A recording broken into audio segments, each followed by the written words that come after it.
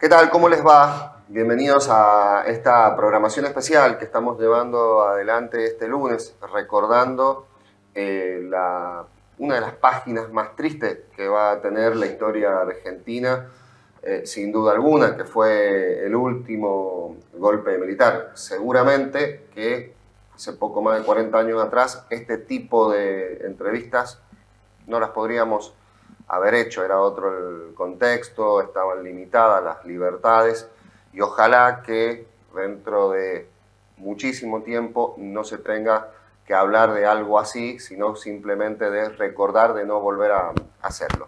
Y en este caso, quiero agradecer la presencia de Carlos Mañeles, director de Derechos Humanos de la provincia de San Juan. Carlos, ¿cómo le va? Muchas gracias por estar con nosotros. Gracias, Alejandro. Bueno, Carlos, la invitación tiene que ver con un momento que va a quedar para la historia de San Juan. Es más, ya está bajo resguardo y bajo análisis para ser parte de la historia de San Juan, que tuvo que ver el 15 de noviembre del 2024 cuando se obtiene los archivos de la dictadura que estaban en la escuela de policía para el Exacto. archivo de la memoria. ¿Cómo fue ese proceso, cómo fue ese momento de trasladar, si mal no recuerdo, unos 600 archivos aproximadamente? Sí, 665 para ser exactos. Fue ese mismo día con la firma del secretario de Seguridad, de la ministra Laura Palma y también porque tenemos en la Dirección de Derechos Humanos tenemos a cargo el Archivo Provincial de la Memoria. Y dentro de las funciones del archivo está la recopilación, custodia, clasificación de toda esa documentación que ha tenido que ver con ese proceso nefasto que vivimos, que fue la dictadura.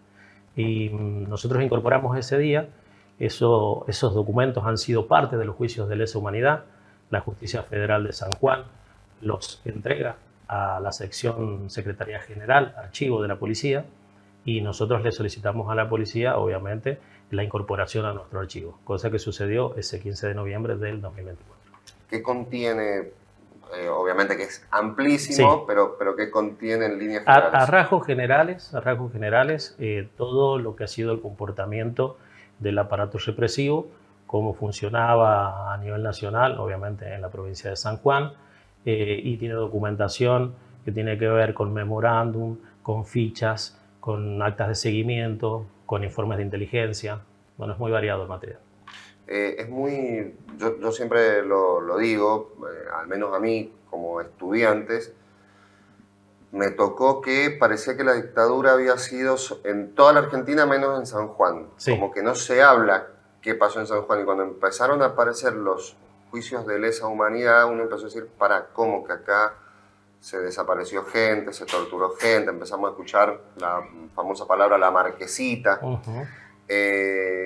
Usted como hombre de la democracia, que está en una institución política y que milita la democracia, ¿qué le generó ver este tipo de archivos? sí, para mí fue la verdad impactante.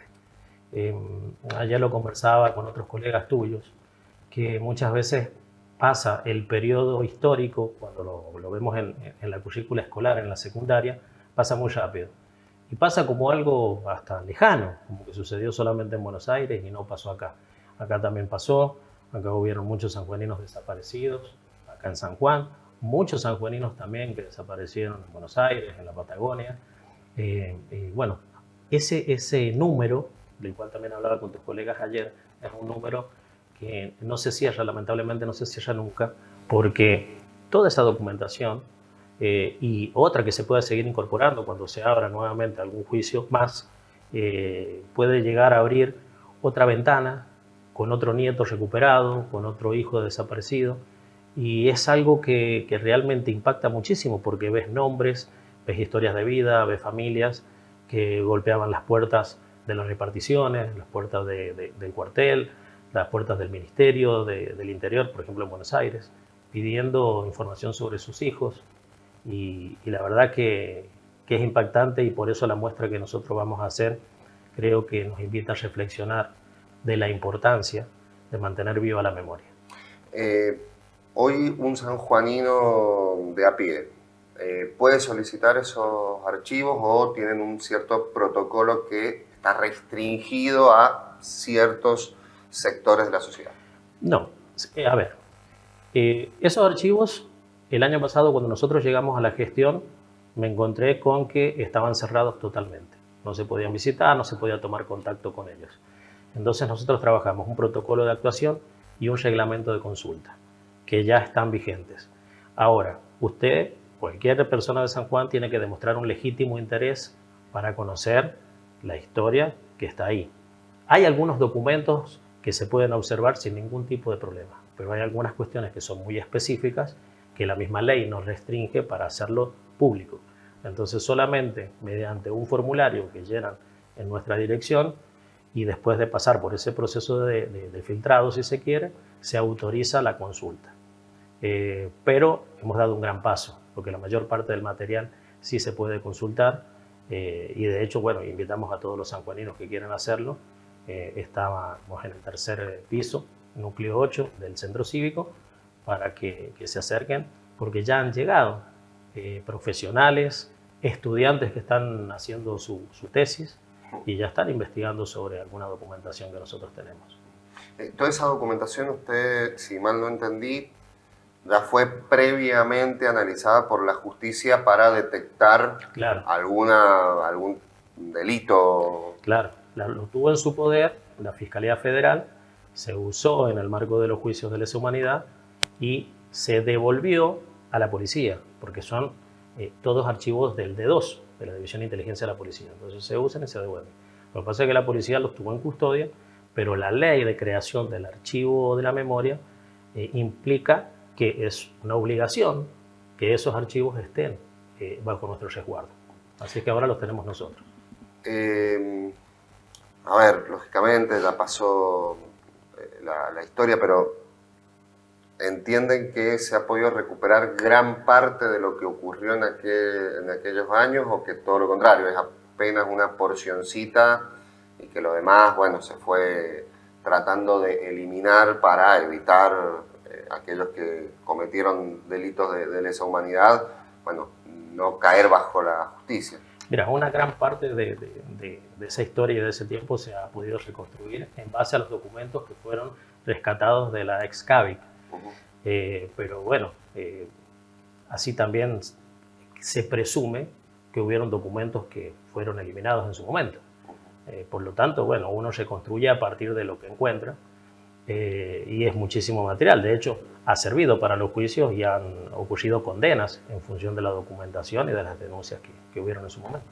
Carlos, usted decía recién, bueno, hay por ley hay cierta información que está bajo resguardo, obviamente sin entrar en el detalle, Sí. Pero ¿qué tipo de información para la ley es motivo de, bueno, que sea, no sé si la palabra es clasificada, pero que no tenga para el conocimiento público?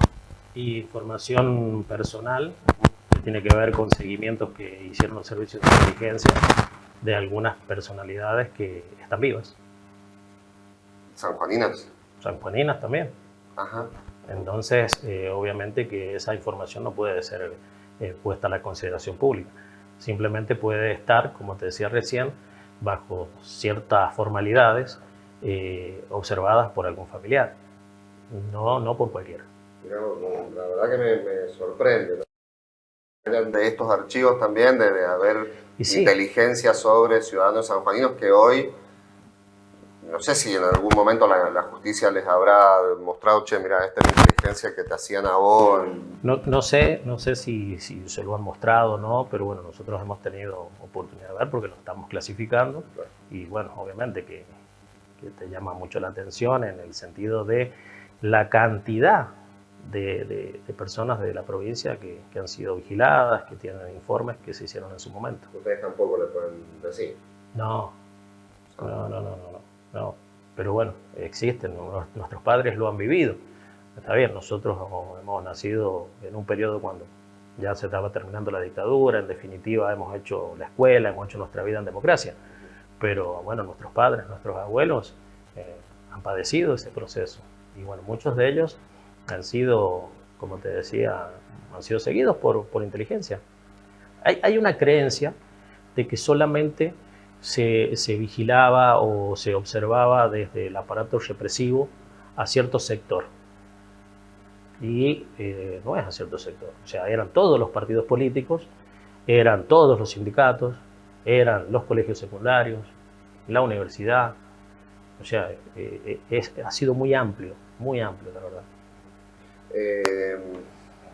Obviamente una persona muy joven, pero ¿tiene algún recuerdo de aquella etapa final de la dictadura? El único recuerdo que tengo es de Malvinas, porque bueno, estaba en segundo grado, creo, de primaria, y bueno, todas las veces que íbamos a la escuela escribíamos las Malvinas son argentinas y bueno, siempre entonábamos el himno y recordábamos ese momento. Pero bueno, hoy en día Malvinas es una cuestión propia de todos los argentinos, independientemente de la afiliación política de cada uno. Ya no se pone en discusión absolutamente nada con respecto a que las Malvinas son argentinas y que nosotros siempre vamos a defender la soberanía de nuestras islas. Lo que buscamos nosotros con esta muestra que vamos a exhibir el martes es que también empecemos todos a comprometernos un poquito más con la lucha en la defensa de los derechos humanos. Que no es una cuestión partidaria de un cierto sector de la sociedad, sino que es algo que lo debemos defender todos, porque en definitiva ha costado la sangre de muchos argentinos, muchísimos argentinos, para poder disfrutar de un periodo democrático que, a pesar de todas las falencias y dificultades que atravesamos, sigue siendo el mejor de los sistemas. Voy a volver un poquito para atrás en la entrevista a estos archivos, porque te viene de familia ligada a la política, o sea, el que hace política está, me permito hacer este comentario, esta analogía, te diría que en una de las primeras líneas de la defensa de la democracia. Sí. Digo, animarse a militar, a ir, a defender, a dialogar, por más que enfrente tuyo esté alguien que piensa totalmente distinto, con otra ideología, pero el diálogo ante todo. Y usted viene de una familia ligada a la política, ¿le tocó así que ver amigos de la familia suya, que hayan estado bajo inteligencia? Mi padre me cuenta, yo era muy chico, pero mi padre me cuenta que se hacían reuniones en ese tiempo en diferentes casas de manera clandestina, porque bueno, siempre tenía vigilancia, él también ha tenido vigilancia en su momento, y que en una oportunidad, estando en la CGT, cuando empieza el periodo inicial del proceso, bueno, entraron a la CGT y se llevaron a varios detenidos, él era muy joven, y gracias a José Ubaldo Montaño, que estaba en la CGT y que bueno, que él se hizo políticamente al lado de él, pudo salir, porque el mismo José Ubaldo Montaño habló con quienes fueron a detenerlo, a él y a otros sindicalistas, de que era muy pibe, muy joven y que se fuera. Y me cuenta mi viejo que le contaron hasta 10 y le dijeron tenés 10 segundos porque si no te llevamos. Lo vivió él en carne propia. Bueno, tengo un tío que también es desaparecido, así es que sí nos ha atravesado también en la familia. Y hoy, digo, pensando en políticas de derechos humanos, sí. Usted está al frente de la dirección, está la subsecretaría, sí. Usted está al frente básicamente, claro. Más allá de ¿qué queda o qué hay por hacer por derechos humanos? Porque uno dice, bueno, estamos en democracia, ya está, se van a respetar seguramente todos los derechos, y a veces no es así. No, de hecho no es tan así, porque en realidad, aunque estemos en democracia, siempre hay algunos derechos que pueden ser vulnerados. Lo que pasa es que también hay otras áreas específicas. Defensa del consumidor generalmente está obviamente en defensa de los derechos de aquellos consumidores, pero nosotros atravesamos todas las áreas. Aquella persona que sienta que se han vulnerado sus derechos, tanto sea por un apremio ilegal de la policía, tanto sea por un maltrato en el servicio penitenciario, por ejemplo, o por alguna cuestión irregular que se dé en el marco del comportamiento de algún funcionario público que puede ser agresivo contra esa persona, las puertas de la dirección siempre están abiertas para poder actuar en consecuencia. A ver, obviamente ustedes no tienen un poder de justicia. Poderes sancionatorios, sí. Pero ustedes pueden asesorar bueno, hay que ir a una fiscalía a hacer este tipo de denuncia, o esto no es para denuncia, pero sí para iniciar otro tipo de mecanismo. Nosotros tenemos diálogo directo con Fiscalía, con la Corte, con todos los juzgados, especialmente con los de ejecución penal, también con el Servicio Penitenciario, con el Secretario de Seguridad, con el Jefe de Policía, para poder trabajar en función de estos formularios que por ahí llegan, no es que lleguen en cantidad, pero llegan, se firman algunos formularios de vulneración, y bueno, nosotros mediamos para que se solucione esa situación. Y afortunadamente, bueno, siempre ha habido buen diálogo con todos los actores y se han podido solucionar aquellos planteos que se hicieron en su oportunidad. ¿Qué tipo de planteos les han llegado que han tenido que intervenir? Y planteos, por ejemplo, en el servicio penitenciario con respecto a demoras con los tratamientos médicos, o con demoras en algún turno o en alguna operación, pero que he tenido la oportunidad de hablar con el área de salud permanentemente. Cada 10 días estoy ahí, y siempre que se plantea algún tipo de demora es porque siempre falta personal, y la verdad que tenemos una cárcel con muchísimos detenidos, la mayor parte con muchísimos problemas físicos. Entonces, bueno, siempre es escaso el personal, pero trabajan muy bien, y cuando se plantea un caso muy puntual, mediamos con Salud Pública de la provincia, porque muchos de esos tratamientos se tienen que hacer en el Marcial Quiroga o en el Hospital Rawson, para que se hagan a la brevedad posible. En algunos otros casos tienen que ver con algún hecho puntual que se puede haber dado en alguna comisaría, que no es el lugar donde una persona puede estar detenida demasiado tiempo, y hay veces que pasa mucho tiempo ahí. Pero eso también es un problema que hemos heredado desde hace años y que cuesta resolverlo. Falta personal, falta infraestructura, y si bien es cierto que estamos trabajando fuertemente en eso, y hay que reconocer el esfuerzo que ha hecho el gobernador para mejorar las condiciones de todos, siempre nos está faltando un poco más. ¿Cómo es la relación con Nación en materia de derechos humanos? Porque, bueno, este gobierno encabezado por Javier Milei es como que va siempre al límite, infinito. Sí. ¿Ustedes tienen contacto con algún funcionario nacional o no? Sí, a ver, tanto el secretario de Gobierno, Justicia y Derechos Humanos, el doctor Juan Dubos, como yo, somos parte del Consejo Federal de Derechos Humanos. Y nosotros tenemos contacto permanente con el doctor Julio Baños, que es el secretario de Derechos Humanos de la Nación. Participamos el año pasado en la reunión del Consejo Federal, y también, bueno, lo quiero anunciar porque es importante para la provincia. La próxima reunión del Consejo Federal se va a hacer acá en San Juan este año. Y hay buen diálogo y muy buena relación, pero bueno, siempre existe algún tipo de ruido con respecto a algunas declaraciones que tienen que ver, especialmente en esta fecha, pero tanto el secretario de Derechos Humanos como nosotros en la provincia estamos convencidos de la tarea que hacemos, de que defendemos los derechos humanos de todos los argentinos, y especialmente en San Juan, de todos los sanjuaninos. Y esa lucha es una lucha inclaudicable. Piensa el secretario de Nación, ¿tiene la misma línea de pensamiento que el presidente o no necesariamente? Digo, cuando usted lo escucha, usted decía, el año pasado, para esta fecha, se lo criticó mucho al presidente Milei, porque el mensaje oficial fue como, bueno, hay dos historias, siempre se cuenta una. Claro. Digo, ¿es esa la mirada o no? Puertas adentro hay una mirada de que, bueno, sí, hubo un momento que fue sumamente crítico y